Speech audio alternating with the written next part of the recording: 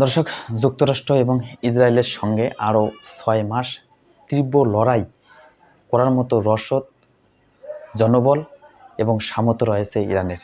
দেশটির প্রতিরক্ষা বাহিনীর অভিজাত শাখার অর্থাৎ ইসলামী রেভলিউশনারি গার্ড কর্পস এর মুখপাত্র ব্রিগেডিয়ার জেনারেল আলী মোহাম্মদ নাইনি তিনি একথা বলেন যে মার্কিন যুক্তরাষ্ট্র এবং ইসরায়েলের বিরুদ্ধে তীব্রভাবে লড়াই করার মতো পর্যাপ্ত পরিমাণ সামরিক যে রসদ থাকার কথা সেটিও আছে, লোকবল যে থাকার কথা সেটিও আছে, এবং সামর্থ্য বা অর্থনৈতিক যে অবস্থা সেটাও ইরানের মধ্যে রয়েছে।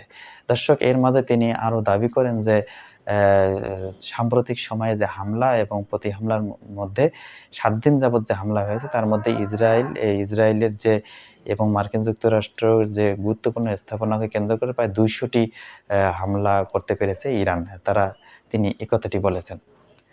দর্শক, 7 থেকে 8 দিন হয়ে যায় যুদ্ধের যে অবস্থা বর্তমান।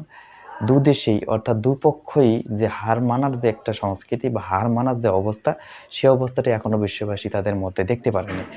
মার্কিন যুক্তরাষ্ট্র এবং ইসরায়েল যে বলেছে যে ইরানকেই আত্মসমর্পণ করতে হবে।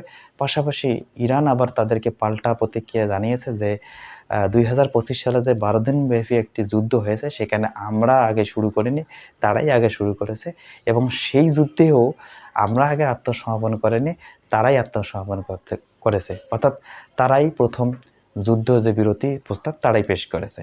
অর্থাৎ এই যুদ্ধেও ইরান তাদের শেষ রক্তবিন্দু পর্যন্ত লড়াই করে যাবে এবং হার মানার তো প্রশ্নই ওঠে না, এবং যুদ্ধবিরতি প্রস্তাবও তারা দিবে না। এই প্রস্তাব, যদি যুদ্ধবিরতি প্রস্তাব দুপক্ষের মধ্যে আসতে হয় তাহলে তাদের পক্ষ থেকেই আসতে হবে। অর্থাৎ যুদ্ধ যে সমাপনের বিষয়টা, যদি আত্মসমর্পণ এই যুদ্ধে কোনো পক্ষ থেকে আসে সেটা তাদের পক্ষ থেকে আসতে হবে।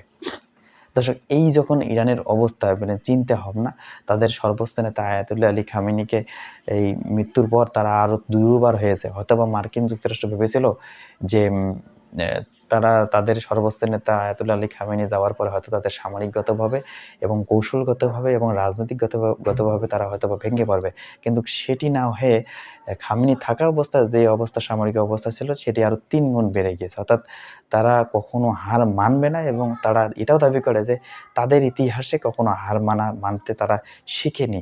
অর্থাৎ আত্মসমর্পণ তারা করবে না, অর্থাৎ আত্মসমর্পণ করতে হলে তাদেরকেই করতে হবে। দর্শক, এই যে অবস্থা, আপনারা এটিকে কি হিসেবে দেখতেছেন জানিয়ে যাবেন। ধন্যবাদ। আসসালামু আলাইকুম।